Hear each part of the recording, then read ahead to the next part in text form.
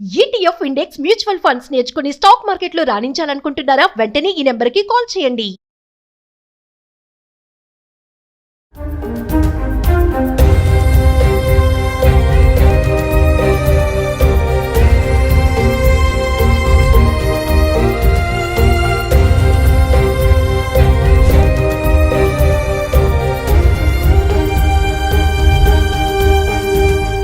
నమస్తే, welcome back to Suman TV. ప్రస్తుతం మనతో పాటు ఉన్నారు పబ్లిక్ స్పీకర్ రజనీరామ గారు. నమస్తే మ్యామ్. నమస్తే నవీన. మేడం, మనం మొన్న ఒక వీడియో చేసాం. ఈ ప్లేన్ క్రాష్ లో కొన్ని ఫ్యామిలీస్ చనిపోయారు, ఒక్కొక్కరిది ఒక్కొక్క రీజన్ అనుకున్నాం కదా. సో కొంతమంది గురించి మాట్లాడుకుంటే ఇటువంటి సంబంధం లేని వాళ్ళు కూడా ఇందులో చనిపోవడం జరిగింది. చాలా దురదృష్టకరం అనమాట. నేను ముగ్గురిని తీసుకుని వచ్చాను. ఇందులో ఒకటేంటి, భార్య భర్తకి కాల్ చేసి చెప్పడము ఏదో అయిపోతుంది అనేసి. ఇంకొకటి ఏంటంటే, ఆటో డ్రైవర్ కూతురు అబ్రాడ్ ఎడ్యుకేషన్ కోసం కూతురుని పంపించాడు. అదే ఫస్ట్ ఫ్లైట్, అదే లాస్ట్ ఫ్లైట్ అయిపోయింది. ఇంకోటి వచ్చేసి, పక్కన బీజే మెడికల్ కాలేజ్ పక్కన ఒక టీ స్టాల్ పెట్టుకున్న మహిళ కొడుకు బాక్స్ ఇవ్వడం కోసం వచ్చాడు. ఆ అబ్బాయి కూడా దహనం అవ్వడం జరిగింది. ఒక్కసారి వాళ్ళ ముగ్గురిని గుర్తు చేసుకుందాం మేము. ఒక్కొక్కటి వింటుంటే అసలు హృదయ విదారకంగా ఉంది. అసలు మనసు స్పర్శని కోల్పోయింది అనమాట. స్పందనలు కూడా రావట్లేదు, అంత బాధ కలుగుతుంది. నిజంగా చెప్పుకోవడానికి ఈజీగా మనం చెప్తున్నాం, కానీ రియల్గా వాళ్ళు అనుభవిస్తున్న వాళ్ళ జీవితంలో కోలుకోలేని సంఘటనలు ఇవన్నీ కూడా. ఆ బాధని ఎవ్వరూ తీర్చలేరు. ఆ భగవంతుడు మరి ఎలా వాళ్ళని ఓదారుస్తాడు అనేది చూడాలి.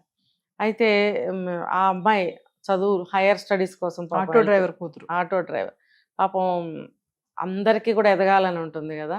మన ఈ స్థాయిలో ఉంటే మన పిల్లల్ని ఇంకొంచెం పై స్థాయిలో ఉంచాలనేది కరెక్టే. అది మన స్థాయి కంటే ఒక మెట్టు పైన మన పిల్లల్ని ఉంచాలని అని ప్రతి తల్లిదండ్రులు అనుకుంటారు.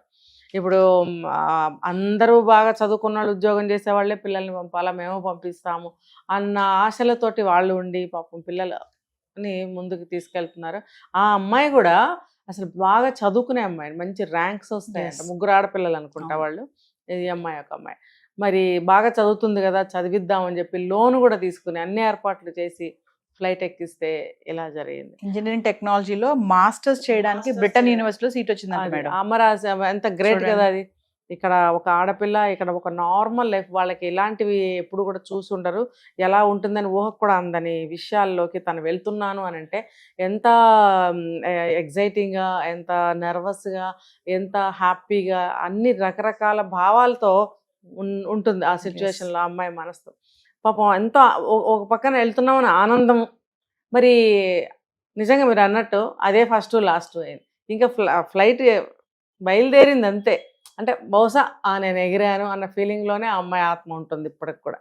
నేను బ్రిటన్ వెళ్ళాను, నేను చదువుకుంటున్నాను, అమ్మా నాన్నకి డబ్బు పంపిస్తున్నాను, వాళ్ళ కష్టాలు తీరుస్తున్నాను అన్న భ్రమలోనే ఆత్మ ఉండొచ్చు.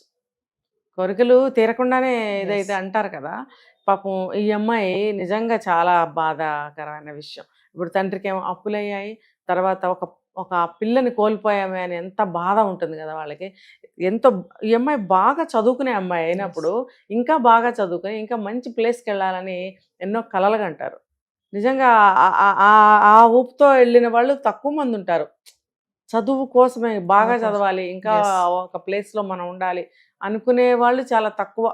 వెళ్దాం, చదువుదాం, మంచిగా సంపాదించుకుందాం, మంచిగా సెటిల్ అవుదాం, అంతవరకే ఉంటుంది. కానీ చదువు పరంగా ఇంకా బాగా చదవాలి అనుకునే వాళ్ళు తక్కువ ఉంటారు, చదువు మీదే ధ్యాస పెట్టి. మరి ఈ అమ్మాయి కళలు ఇలా కోల్పోయాయి.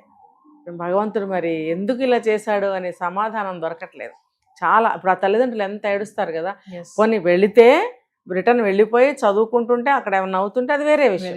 అది ఇంకా నువ్వు ఇక్కడ కాలు ఇక్కడే ఉంది, నీ కాలు ఇంకా ముందుకు వెళ్ళనే లేదు, ఇలా అయిపోయిందంటే వాళ్ళు వర్ణనాతీతం అనమాట వాళ్ళ బాధ. అసలు ఎందుకు మేము ఒప్పుకున్నాము అని తల కొట్టుకుని ఉంటారు వాళ్ళు.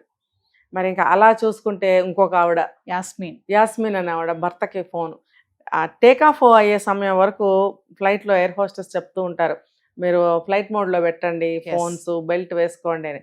అయినా కూడా ఆఖరి నిమిషం వరకు వాళ్ళతో మాట్లాడాలి అందరూ అనుకుంటూనే ఉంటారు. వీడియో కాల్ కూడా చేస్తుంటారు, ఎగురుతుంది విమానం అని కూడా చూపిస్తారు. అంత ఆనందం, అంత ఇదిగా ఉంటుంది అనమాట. ఈవిడ కూడా అట్లానే ఫోన్ చేసి వాళ్ళ హస్బెండ్కి నాకు ఎందుకో అంటే గుడ్ ఆర్ బ్యాడ్ ఏదైనా చెప్పుకోవచ్చు.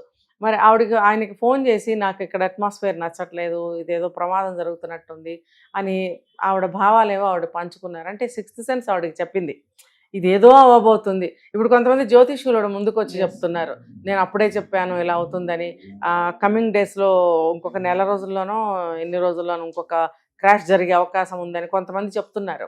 అంటే భయభ్రాంతులు చేస్తుంది అనమాట ఇలాంటి న్యూస్. అంటే ఆయన డ్రాప్ చేసి ఆవిడని రిటర్న్ లో వెళ్తుంటేనే కాల్ వచ్చిందంట మేడం. Call ఆయన వచ్చింది. చెప్తున్నాడు, ఒక ఛానల్లో షేర్ అవును. చేసుకున్నాడు ఆర్టికల్లో, అవును. నేను రిటర్న్ వెళ్తున్నా నాకు కాల్ వచ్చింది, ఫ్లైట్ క్రాష్ కానీ అయిపోయింది. నిన్న కూడా మనం ఒక వీడియోలో చెప్పుకున్నాం, ఇలా ఏదైనా మనసు చెప్పినప్పుడు దాన్ని డ్రాప్ అవ్వండి, Yes. చాలా మంచిది. ఎందుకంటే నిజంగా అది వెంటనే కాకపోయినా ఒక రోజో 2 రోజులో 3 రోజుల తర్వాత అయినా సరే ఏదో ఒకటి నెగటివ్ జరిగిందని మనకి రానే వస్తుంది న్యూస్.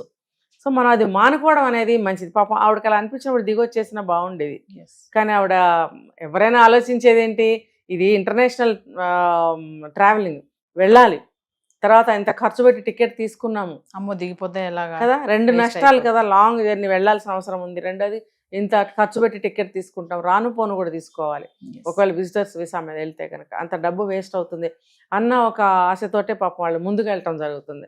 లేకపోతే ఏదో మామూలు బస్సో ట్రైన్ అయితే దిగో వచ్చేస్తారేమో ఒకవేళ. ఇది కాబట్టి చాలా మందికి అనిపించిందని చెప్తున్నారు, మాకు ఈ ప్రయాణం అంత శుభసూచకంగా లేదని చాలా మంది చెప్పారు మనకి. చెప్పినప్పుడు ఎవరో ఏం చేయలేని పరిస్థితి, ముందుకే వెళ్ళాలని అనుకుంటారు అందరు. కాబట్టి అందరూ కూడా పాపం బలైపోయారు. అనవసరంగా టీ షాప్ అమ్మాయి ప్యాసింజర్స్ అంతా ఒక అదే. ఎత్తు అయితే చెయ్యని నేరానికి ఎంతమంది బలయ్యారు ఆ మెడి కోసం తీసుకుంటే కూడా. ఇప్పుడు ఈ అమ్మాయి టీ అమ్ముకునే అమ్మాయి కాలేజ్ బయటే టీ స్టాల్ అంట పోనీ ఆవిడన్నా పోయిందంటే కాదు, ఆవిడ బాక్స్ ఇవ్వడానికి వచ్చిన కొడుకు పోయాడు. అంటే ఆ శకలాలు విసిరివేయబడటం వల్ల అవి తగలడము, ఆ మంటలకి ఏదో సంథింగ్ జరుగుతుంది రెక్క అక్కడ. వచ్చి పడిందంట మేడం. అది- పడడంతో అది సజీవ ఆ, దహనం చాలా అయిపోయాడు. ఫోర్స్ గా వచ్చి పడతాయి కదా, Yes. అంత ఫోర్స్ గా వచ్చి పడినప్పుడు గుచ్చుకుపోతాయమ్మా. అది ఎక్కడ గుచ్చుకుందో, ఆ బరువు మీద వచ్చి ఈ అబ్బాయిని పడగొట్టిందా, ఆ వేడికి ఈ అబ్బాయి కాలిపోయాడా, ఏదో జరుగుతుంది అక్కడ. ఇంకొకటి కూడా మనం విన్నాం, మెడికల్ కాలేజ్ మీద పడింది కదా, ఒక Yes. తండ్రి చెప్తున్నాడు, అవును. వాళ్ళ పాప కూడా ఇంజ్యూర్ అయిందంట. ఇంజూర్ అయింది. కాకపోతే వాళ్ళందరినీ అక్కడ నుంచి వెకేట్ చేయమంటున్నారు, మొత్తం ఆ అవును, కాలేజ్ అంతా అవును, ఖాళీ అవును. చేయాలంటే అతను ఏడుస్తూ రిక్వెస్ట్ చేస్తున్నాడు, అవును. నాకు టైం ఇవ్వండి, మా పాప ఐసీయూలో ఉంది అని ICU లో ఏడుస్తూ ఉంది. అడుగుతున్నాడు. చాలా బాధగా ఉంది ఆ చాలా వీడియో దారుణం అండి వింటే. అసలు నిజంగా. కొంచెం టైం ఇవ్వండి అని అడుగుతున్నాడు ఆయన, ఇమీడియట్లీ వెకేట్ చేసేయండి అని చెప్పి అందరినీ ఖాళీ చేపిస్తున్నారు, స్టూడెంట్స్ నే కానీ అవును. ప్రొఫెసర్స్ నే కానీ వీళ్ళందరినీ కూడా. అంటే మేడం ఈ ఇన్సిడెంట్ ఓవరాల్ గా చూసుకుంటే సంబంధం ఉన్న వాళ్ళు, సంబంధం లేని వాళ్ళు, ఫ్లైట్ లో జర్నీ చేసే వాళ్ళు, అసలు మెడికోస్ అయితే ఇంక చెప్పాల్సిన అవసరం లేదు. lunch సంబంధం కోసం- లేని వాళ్ళు చనిపోవడం అనేది అతి దారుణం ఇందులో. Yes. శాపగ్రస్తులు అన్నమాట. అది అంటాం కదా, ఏనాడు చేసుకున్న పాపమో కర్మో అంటారు, ఇప్పుడు అనుకోవాల్సి వస్తుంది. లేకపోతే నాకేం సంబంధం రా బాబు, నాకేం బాధ్యత ఉంది, నేనెక్కడున్నాను నువ్వెక్కడున్నావు అనే పరిస్థితే కదా వాళ్ళది. ఆ తల్లి కూడా 50% ఆవిడ కూడా ఇప్పుడు సీరియస్ గానే ఉందంట ఆవిడ అవును. condition ఎన్ని అంటే. కోట్లు ఇస్తే మాత్రం ఆ బిడ్డలు వస్తారండి, Yes. రారు కదా. ఇప్పుడు 1 కోటి రూపాయలు ఇచ్చినా 10 కోట్లు ఇచ్చినా ఓకే, మాకు అది ఆదుకుంటుంది, లైఫ్ బాగానే ఉంది, మా బిడ్డ రాదు కదా.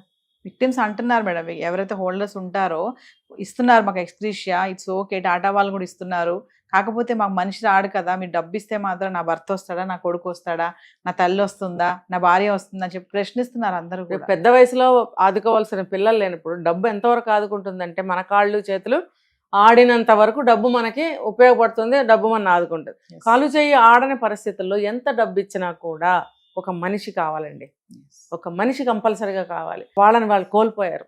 కోల్పోయినప్పుడు వాళ్ళకి ఎంత వెల్తీ, ఎంత బాధ. గవర్నమెంట్ ఏం సమాధానం చెప్తుంది? ఇలాంటి ఫ్లైట్స్ని అసలు నడపకూడదండి. ఎయిర్ ఇండియా అసలు చాలా కాలం నుంచి ఇదే పరిస్థితిగా ఉంది. అవి రిపేర్ చేయించినా కూడా ఓల్డ్ ఈజ్ ఓల్డ్ అండి. Thank you.